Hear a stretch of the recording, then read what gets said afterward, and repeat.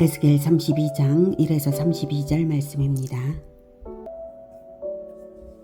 32장. 열두째 달 초하루에 여호와의 말씀이 내게 임하여 이르시되, 인자야, 너는 애굽의 바로 왕에 대하여 슬픈 노래를 불러 그에게 이르라.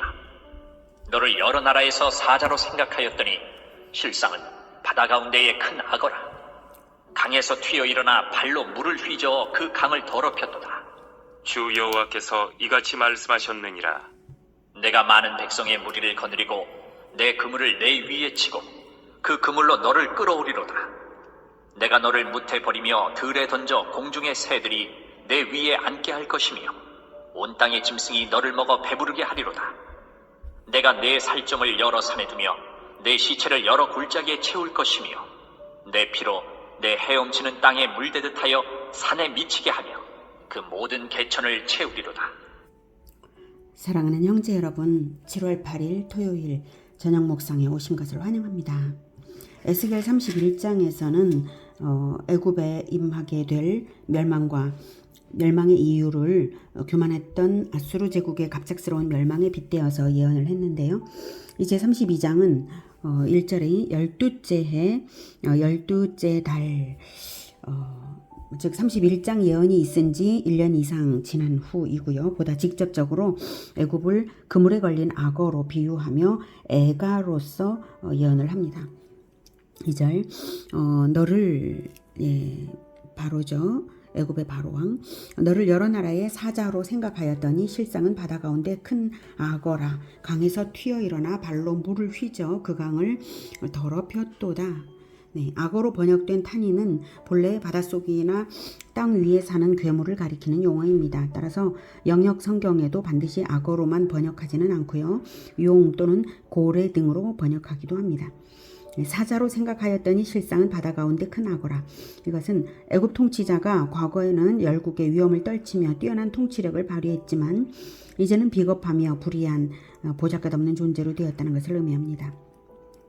애굽 통치자인 바로가 하나님의 심판을 받을 수밖에 없는 까닭은 강에서 튀어 일어나 발로 물을 휘저 그 강을 더럽혔기 때문, 즉 악어가 강에서 튀어 일어나 물을 요동시켜 강을 더럽히듯이 바로 스스로 교만하여서 전쟁을 일으키며 사람들을 학대하여 중근동 지역과 아프리카 일대의 여러 나라에 큰 혼란을 야기했기 때문입니다. 3절 주 여호와께서 이같이 말씀하셨느니라. 내가 많은 백성의 무리를 거느리고 내 그물을 내 위에 치고 그 그물로 너를 끌어오리로다. 애굽을 치기 위해 하나님이 거느리신 많은 백성의 무리는 여러 주변 국가들과 연합하여서 큰 세력을 이룬 바벨론 군대를 가리킵니다. 바벨론 군대를 사용해서 애굽을 정복하는 것을 바로를 끌어내는 그물로 비유했습니다. 4절 내가 너를 무태 버리며 들에 던져 공중의 새들이 내 위에 앉게 할 것이며 온 땅의 짐승이 너를 먹어 배부르게 하리로다. 악어는 물속에서는 민첩하지만 땅에서는 힘을 발휘하지 못하죠. 내가 너를 무태 버리며 들에 던져는 애굽을 무력화시켜서 온 땅의 짐승과도 같은 바벨론 군대로 하여금 노략질나게 하겠다는 말입니다. 5절 6절 내가 내 살점을 여러 산에 두며 내 시체를 여러 골짜기에 채울 것이며 내 피로 내 헤엄치는 땅에 물대듯 하여 산에 미치게 하며 그 모든 개천을 채우리로다. 나일강이 애굽 땅을 적셨듯이 나일강의 수량이 엄청난데 바로와 그 신민의 피가 그 나일강처럼 애굽 땅을 적시는 엄청난 살육이 일어나게 하겠다는 무서운 예언입니다. 7절 내가 너를 불 끄듯 할 때에 하늘을 가리어 별을 어둡게 하며 해를 구름으로 가리며 달이 빛을 내지 못하게 할 것이며 하늘의 모든 밝은 빛을 내가 내 위에서 어둡게 하여 어둠을 내 땅에 베풀리로다. 주 여호와의 말씀이니라. 애굽은 세계 제4대 문명의 발상지로서 찬란한 문화의 꽃을 피운 나라였습니다. 그런 의미에서 애굽은 세계를 밝히는 나라라고 할 수 있겠는데요. 바로를 태양신의 아들로 여겨 숭배하기까지 했죠. 해, 달, 별, 하늘의 모든 밝은 빛을 가려서 어둠을 베풀겠다라고 하시는데 애굽을 패망시킴으로써 애굽의 문화적 영향력을 꺼지게 하겠다. 바로의 영광을 가려서 더 이상 위험을 부리지 못하게 하겠다. 이런 말씀이십니다. 9절 내가 내 패망의 소문이 여러 나라 곧 내가 알지 못하는 나라들에 이르게 할 때에 많은 백성의 마음을 번뇌하게 할 것이며 내가 그 많은 백성을 너로 말미암아 놀라게 할 것이며 내가 내 칼이 그들의 왕 앞에서 춤추게 할 때에 그 왕이 너로 말미암아 심히 두려워할 것이며 내가 엎드러지는 날에 그들이 각각 자기 생명을 위하여 무시로 떨리로다.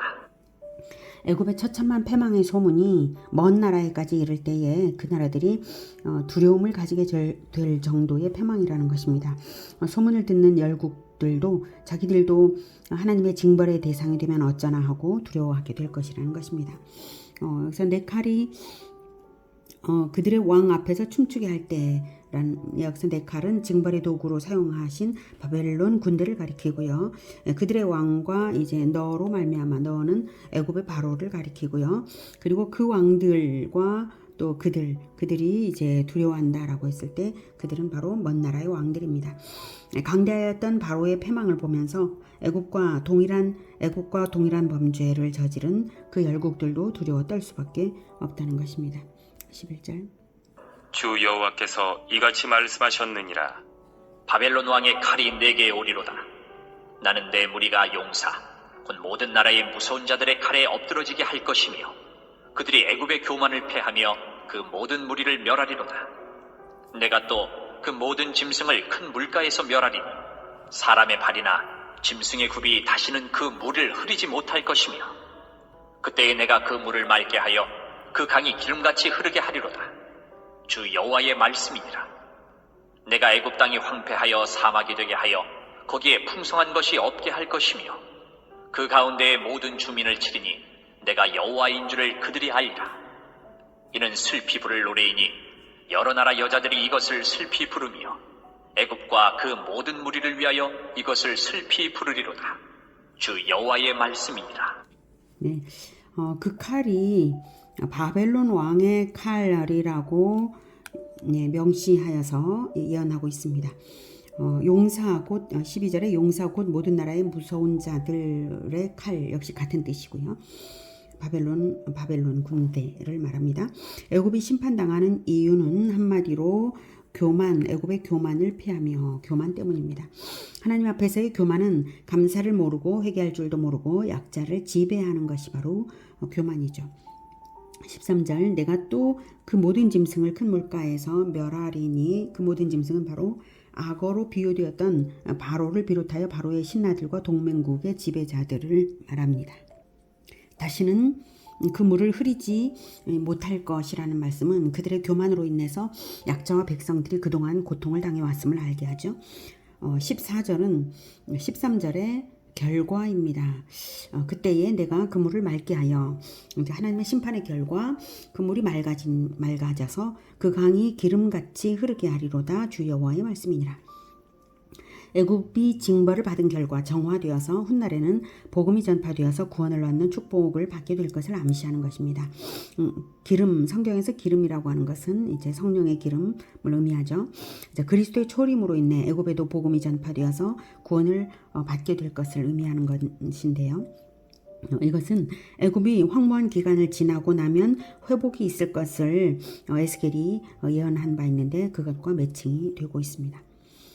그리고 이제 15절은 다시 현실로 돌아와서 하는 말입니다. 14절이 미래의 축복인데 그 미래의 축복이 있기 이전에는 바로 이런 징벌의 기간이 거쳐져야 된다. 여호와를 알아야 한다 하는 뜻으로 다시 15절을 말합니다. 내가 애굽 땅이 황폐하여 사막이 되게 하여 거기에 풍성한 것이 없게 할 것이며 그 가운데의 모든 주민을 치리니 내가 여호와인 줄을 그들이 알리라. 16절. 이는 슬피 부를 노래이니 여러 나라 여자들이 이것을 슬피 부르며 애굽과 그 모든 무리를 위하여 이것을 슬피 부르리로다. 주 여호와의 말씀이니라. 자, 이래서 이제 17절부터 32절까지는 이방 열국에 대한 총체적인 심판을 선언하는 결론적인 예언인데요. 먼저 이제 17절부터 21절까지는 이제 애굽입니다.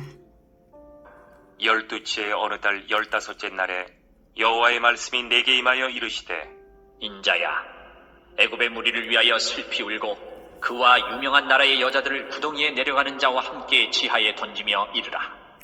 너희의 아름다움이 어떤 사람들보다도 뛰어나도다. 너는 내려가서 할례를 받지 아니한 자와 함께 누울지어다. 그들이 죽임을 당한 자 가운데에 엎드러질 것이며 그는 칼에 넘겨진 바 되었은즉 그와 그 모든 무리를 끌지어다. 용사 가운데에 강한 자가 그를 돕는 자와 함께 수월 가운데에서 그에게 말하며 할 일을 받지 아니한 자 곧 칼에 죽임을 당한 자들이 내려와서 가만히 누웠다 하리로다. 네, 17절에 12째 해 어느 달이라고 하는 것은 1절에서 12째 해 12째 달 초하루에라고 했으므로 17절도 역시 12째 해 12째 달 같은 달이어서 달을 생략한 것으로 보고요. 그러므로 여기서는 15째 날이죠. 그러니까 1절 예언이 있은 지 2주 지나서 받은 예언입니다. 여기서 유명한 나라들, 유명한 나라의 여자들을 구덩이에 내려가는 자와 함께 지하에 던지며, 여기서 유명한 나라의 여자들은 애굽의 동맹국들이 바로 애굽과 함께 멸망할 것을 말하는 것입니다. 그래서 할례를 받지 않은 19절에 할례를 받지 아니한 자와 함께 누울지어다가 강조되고 있죠. 다시 20절에 할례를 받지 21절에 할례를 받지 아니한 자 곧 칼에 죽임을 당한 자들이 내려와서 가만히 누웠다 하리로다, 이렇게 두 번씩이나 말하면서 강조되는데, 결론적으로 심판과 구원의 궁극적인 갈림은 바로 할례로 예표되는 언약에 대한 믿음이 있는가 없는가, 바로 그것입니다. 할례란 남자의 성기 끝 피부를 잘라서 피를 내는 의식인데요, 그 상징의 의미는 죄인의 대속을 위하여 후손이 죽을 것을 의미하고요. 할례를 명하신 뜻은 할례를 함으로써 대속주를 보내실 언약을 믿는다는 것을 나타내라는 뜻입니다. 기념 행위를 하는 것은 바로 그 말씀, 그 언약을 주신 하나님의 방법대로 기념을 하는 거죠. 하나님의 행하심을 동일한 행위를 함으로써 기념하는 건데, 바로 이제 남자의 성기 끝에 피가 흐른다는 것은, 피를 낸다는 것은 후손의 죽음을 상징하는 것이죠. 하나님의 언약이 성경에서 총체적으로 그리스도에게 연결되는 것을 생각해 볼 때, 에덴에서 아담과 하와의 죄로 인해서 하나님께서는 선언하시기를 여자의 후손이 옛뱀 마귀의 머리를 상하게 한다라고 하셨죠. 바로 그 일이 곧 죽음으로써 될 일임을 알게 하는 것이 할례입니다. 그래서 할례를 행한 자로 살아가는 것은 자기 죄를 회개하며 내 죄를 대속하기 위하여 오실 그리스도를 기다리며 그의 구원을 기념하는 자들인 것입니다. 하나님께서 베푸시는 그 은혜로운 구원을 기념하는 자들인 것입니다. 여기서 할례는 그리스도를 믿는 믿음을 그래서 예표합니다. 그러한 믿음이 없는 자들은, 즉 할례 없는 자들은 하나님 앞에서 회개도 없고 감사도 없고 약자 위에 군림하며 교만할 수밖에 없는 것이 바로 인간의 현주소입니다. 그래서 그리스도를 모르는 한 심판을 피할 길은 없는 것입니다. 다음은 아수르가 같은 운명이라고 말합니다. 21절, 22절. 거기에 아수르와 그 온 무리가 있으며 다 죽임을 당하여 칼에 엎드러진 자라. 그 무덤이 그 사방에 있도다. 그 무덤이 구덩이 깊은 곳에 만들어졌고 그 무리가 그 무덤 사방에 있으며 그들은 다 죽임을 당하여 칼에 엎드러진 자, 곧 생존하는 사람들의 세상에서 사람을 두렵게 하던 자로다. 네, 생존하는 사람들의 세상에서 사람을 두렵게 하던 자, 즉 교만하게 군림하던 벌을 받는 것이라고 합니다. 네, 다음은 엘람도 같은 운명이라고 합니다. 24절. 거기에 엘람이 있고 그 모든 무리가 그 무덤 사방에 있으며 그들은 다 할례를 받지 못하고 죽임을 당하여 칼에 엎드러져 지하에 내려간 자로다. 그들이 생존하는 사람들의 세상에서 두렵게 하였으나 이제는 구덩이에 내려가는 자와 함께 수치를 당하였도다. 그와 그 모든 무리를 위하여 죽임을 당한 자 가운데에 침상을 놓았고 그 여러 무덤은 사방에 있으며 그들은 다 할례를 받지 못하고 칼에 죽임을 당한 자로다. 그들이 생존하는 사람들의 세상에서 두렵게 하였으나 이제는 구덩이에 내려가는 자와 함께 수치를 당하고 죽임을 당한 자 가운데에 누였도다. 네, 엘람은 셈의 장자 엘람의 후예들이고요. 티그리스강 동쪽에 거주하며 주전 2000년경에는 우르를 멸망시키고 고대 바벨론과 계속 분쟁한 호전적인 민족입니다. 24절에 그들은 다 할례를 받지 못하고 죽임을 당하였다고 다시금 강조가 되고요. 그들이 생존하는 세상, 사람들의 세상에서 두렵게 하였으나를 두 번이나 말하죠. 여기 24절에도 말하고 25절에도 그들이 생존하는 사람들이 세상에서 두렵게 하였으나 여기도 역시 할례를 받지 못하고 동일하게 말하고 있습니다. 교만으로서 세상을 지배하던 대가를 받는 것임을 알게 합니다. 다음은 메섹과 두발입니다. 26절. 거기에 메섹과 두발과 그 모든 무리가 있고 그 여러 무덤은 사방에 있으며 그들은 다 할례를 받지 못하고 칼에 죽임을 당한 자로다. 그들이 생존하는 사람들의 세상에서 두렵게 하였으나 그들이 할례를 받지 못한 자 가운데에 이미 엎드러진 용사와 함께 누운 것이 마땅하지 아니하냐. 이 용사들은 다 무기를 가지고 스올에 내려가서 자기의 칼을 베개로 삼았으니 그 백골이 자기 죄악을 쳤으며 생존하는 사람들의 세상에서 용사의 두려움이 있던 자로다. 오직 너는 할례를 받지 못한 자와 함께 패망할 것이며 칼에 죽임을 당한 자와 함께 누우리로다. 네, 메섹과 두발은 현재 흑해와 카스피아해 사이의 산악지역에 거주했던 북방 민족들입니다. 26절에 그들은 다 할례를 받지 못하고 칼에 죽임을 당한 자로다. 그들이 생존하는 사람들의 세상에서 두렵게 하였다는 공통점이 다시금 언급되고 있습니다. 하나님의 언약을 믿지 않고 자기 힘을 믿고 교만하게 군림했던 자들은 이렇게 다 심판을 당해 영원한 형벌로 들어간다는 것을 반복 강조하기 위해서 엘람이나 이렇게 메색, 두발과 같은 고대 강국들을 언급하면서까지 반복 강조하고 있는 것입니다. 다음은 에돔과 시돈입니다. 29절. 거기에 에돔 곧 그 왕들과 그 모든 고관이 있으며 그들이 강성하였었으나 칼에 죽임을 당한 자와 함께 있겠고 할례를 받지 못하고 구덩이에 내려간 자와 함께 누우리로다. 거기에 죽임을 당한 자와 함께 내려간 북쪽 모든 방백과 모든 시돈 사람이 있으며 그들이 본래는 강성하였으므로 두렵게 하였으나 이제는 부끄러움을 품고 할례를 받지 못하고 칼에 죽임을 당한 자와 함께 누웠고 구덩이에 내려가는 자와 함께 수치를 당하였도다. 네, 칼에 죽임을 당한 자와 함께 있겠고 할례를 받지 못하고 구덩이에 내려간 자와 함께 누우리로다. 동일하게 반복 강조되고 있죠. 마지막으로 바로의 멸망으로 총괄합니다. 31절. 바로가 그들을 보고 그 모든 무리로 말미암아 위로를 받을 것이며 칼에 죽임을 당한 바로와 그 온 군대가 그러하리로다. 주 여호와의 말씀이니라. 내가 바로로 하여금 생존하는 사람들의 세상에서 사람을 두렵게 하게 하였으나 이제는 그가 그 모든 무리와 더불어 할례를 받지 못한 자 곧 칼에 죽임을 당한 자와 함께 누이리로다. 주 여호와의 말씀이니라. 네, 악을 행하였던 모든 자들이 다들 자기만 지옥에 간 것이 아니라 다들 함께 들어갔다는 사실에 서로 상대방의 멸망으로 인해 위로를 받는다는 모습은 정말 코미디가 아닐 수 없습니다. 여기서 다시금 바로를 언급하는 것을 볼 때에 바로는 최종적으로 영벌에 처해지는 모든 악한 자들의 제왕적인 존재, 대표적인 존재인 사탄을 예표한다고 볼 수 있겠습니다. 최종적으로 다시 멸망하는 자들의 공통점이 확정적으로 선언되고 있죠. 생존하는 사람들의 세상에서 사람을 두렵게 하던 자들이 영원한 수치를 당할 것이고 또 할례를 받지 못한 자 곧 칼에 죽임을 당한 자라고 합니다. 할례 즉 그리스도의 대속의 은혜를 받지 못하면 자기가 직접 칼에 죽임을 당하는 영원한 형벌을 당한다는 의미가 거기에 들어있죠.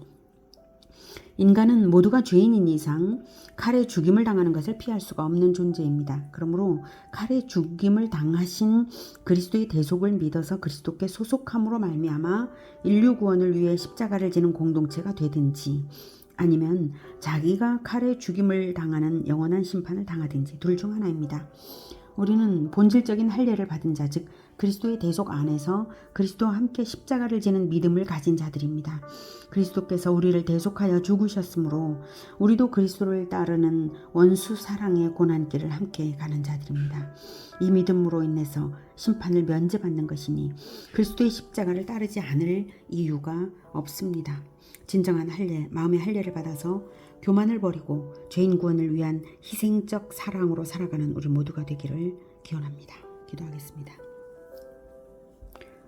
은혜가 충만하신 하나님 아버지, 우리의 교만을 깨뜨리시고 진정 존귀하신 그리스도께서 가장 낮아지사 생명까지 버리며 우리를 섬겨주심으로 하나님의 백성을 삼아주시니 정말 감사합니다. 우리가 그리스도의 그 겸손과 온유함과 희생적 사랑을 늘 감격하고 본받아서 우리 주 예수님처럼 우리도 살아가기 원합니다. 주님 도와주시옵소서. 이 세상 강자들은 자기 강함을 자랑하며 지배하기를 좋아하며 교만하고 잘못을 회개하지 않습니다. 그러나 우리는 죄인임을 깊이 생각하며 오직 우리 주 예수 그리스도와 연합함으로써 하나님을 섬길 수 있도록 주님 도와주시옵소서. 주님께서 끝까지 우리를 붙들어 구원의 길로만 인도하시기를 간절히 원하며 예수 그리스도 이름으로 기도드립니다. 아멘. 이어지는 시간은 개인 기도 시간입니다.